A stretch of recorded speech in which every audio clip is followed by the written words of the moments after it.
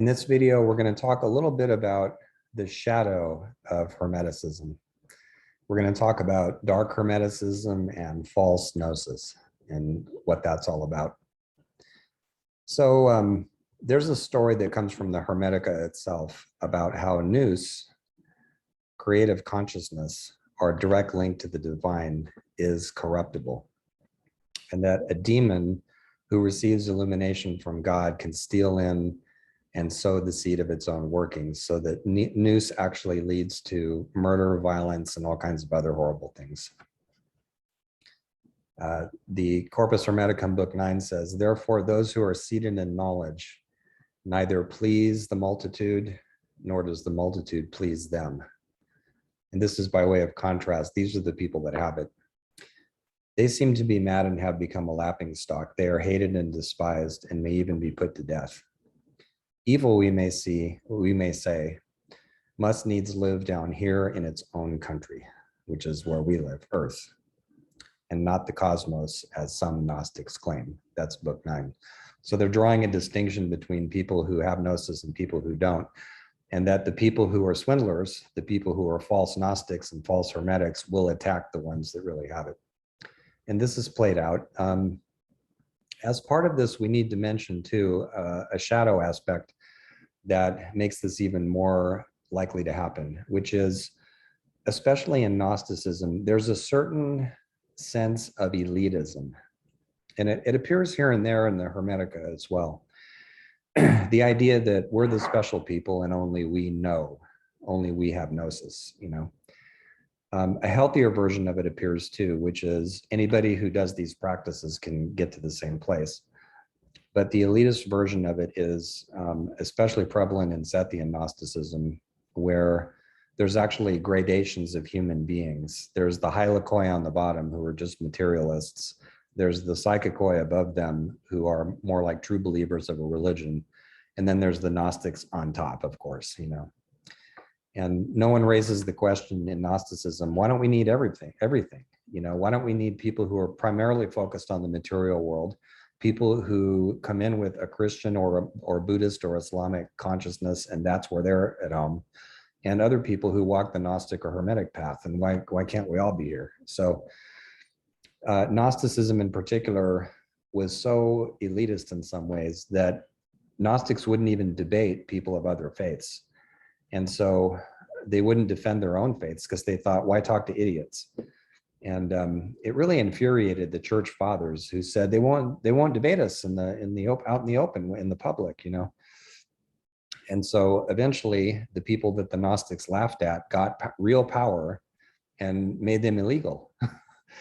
So there was a pretty severe consequence for that kind of insularity. So let's talk about what false Hermeticism and Gnosticism might look like in addition to that. And I want to give you a couple of examples to watch out for, because these are groups of people who sell themselves as Hermetic mainly these days, and aren't. So, and why they're not. And none of this is meant to get into another kind of elitism, which says, you know, the true Hermeticism does this and the false. We're not in that game at all. What we're talking about is sincere people versus salesmanship. That's what the dynamic is. So you'll see lots of questions online if you investigate Hermeticism about the Kybalion. Is the Kybalion Hermetic? And a lot of people take it so because it says that it is. If you buy a copy of it, which I have, it says Hermetic knowledge, you know. Actually, the Kybalion is not part of the Hermetica, but it does come from a New Thought author, and his name was William Atkinson. And he was an occultist who pretended to be a bunch of people. So there's different works by him under different names. So he calls himself at one point a French personal magnetist, in other words, a hypnotist, Theron Dumont, right? He also calls himself Magus Incognito, Swami Bhakti Vishita. So he got a little bit on the Indian side of things there.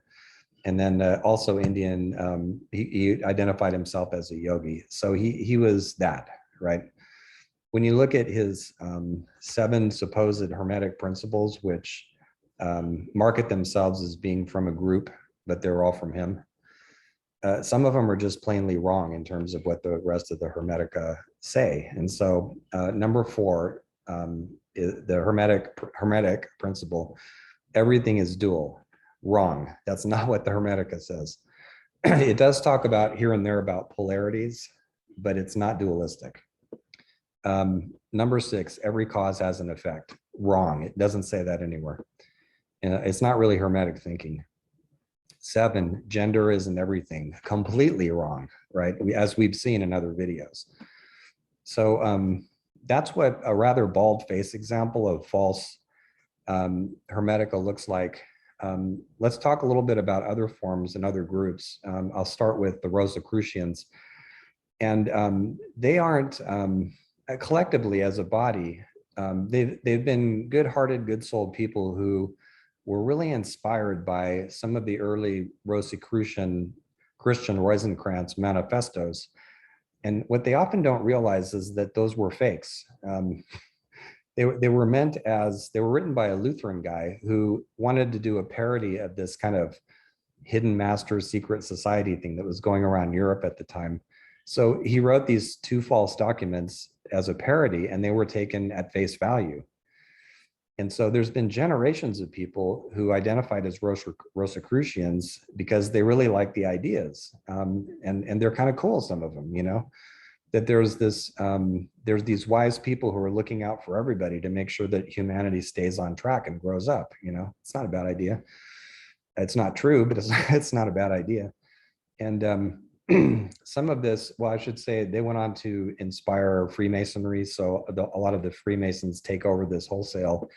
They also borrow from Theosophy, which I'll talk about in a moment. But there's a guy who, you know, if we ever built a time machine, it'd be interesting to go back in time and have a conversation with him. Edward Bulwer Lytton, and he was an English author and noble, if I remember correctly. And he wrote science fiction that was something like what Kurt Vonnegut described through his character Kilgore Trout. And the thing about Kilgore Trout in Vonnegut's books is that he has these great science fiction ideas, but he's a terrible writer.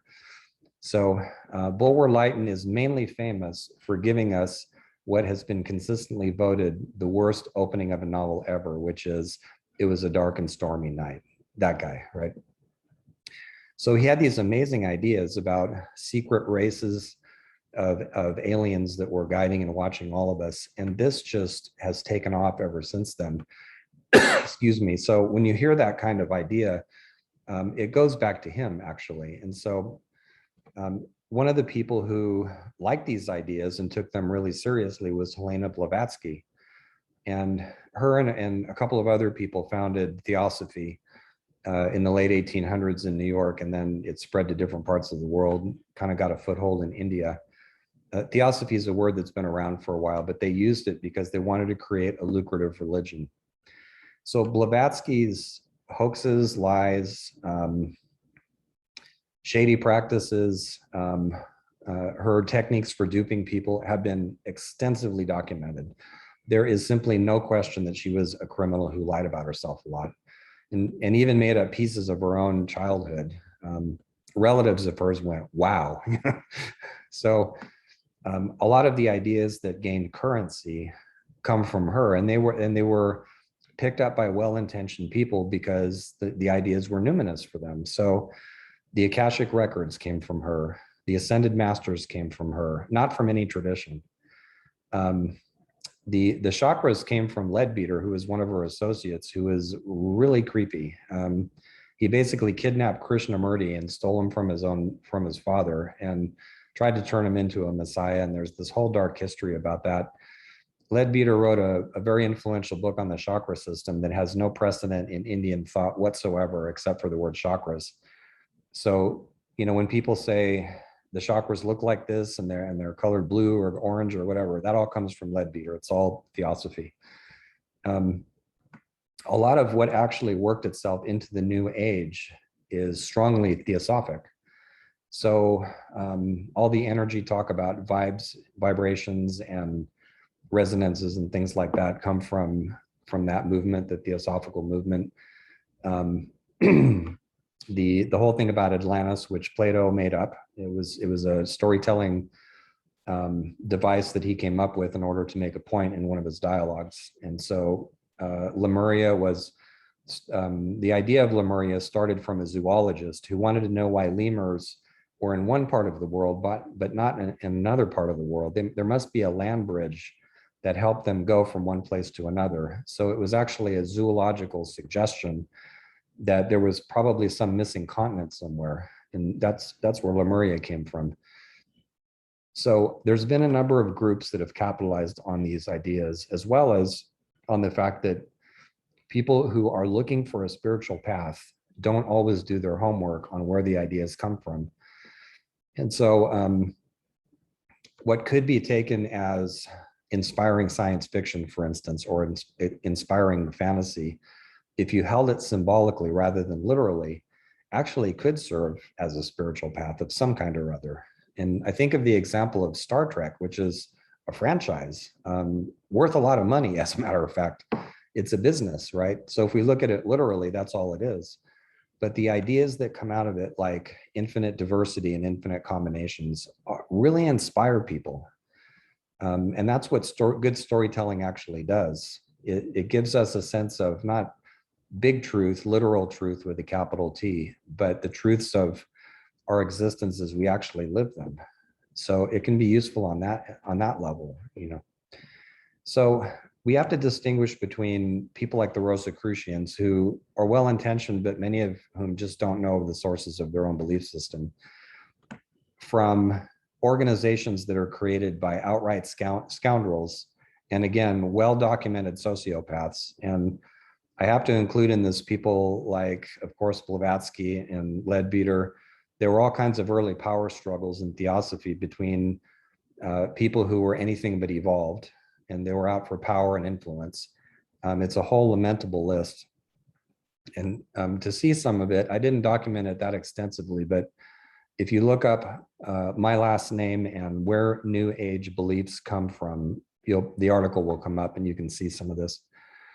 But the Golden Dawn, the supposedly Hermetic Golden Dawn, which was just a bunch of white guys making themselves emperors of the universe.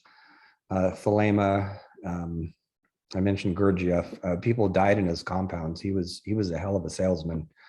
Just he could sell anybody anything, as he himself bragged about in meetings with remarkable men. What a track record he had. So there's a couple of different things here happening. There's the shadow of Hermeticism and Gnosticism, which we always have to be on guard for. There are people who can't tell meaningful, inspiring science fiction from something literal because they don't have the training to or education to. And then there's scoundrels, right? So that's what I mean by false Hermeticism or false Gnosticism. It's always self-limiting, because when you go underneath the surface of it, there are things like a desire for magic in the literal sense. A lot of occult gatherings are driven by that. There is a power drive in there somewhere, will to power. There's political opportunism, there's money, you know, the desire to fleece people. Gurdjieff used to brag about all the people he fleeced. He called them sheep ready for the shearing, right? And then there's the goal of religious domination. So Steiner seems to have been a fan of that. But real Hermeticism seems to be expansive. It's not held as any kind of a literal doctrine. It's more like a course of spiritual study and a wisdom path rather than an actual religion. It's never been an actual religion. And I want to end by giving you a quote from the first book of the Corpus Hermeticum that gets to some of the expansiveness, some of the spaciousness of the genuine Hermetic vision. The book says, "What do you wish to hear and behold? And having beheld, what do you wish to learn and know?" And then there's a vision that's expressed as part of this. "All had become light, a gentle and joyous light. I saw in my own nous that the light was in innumerable powers. Having become, an infinite world.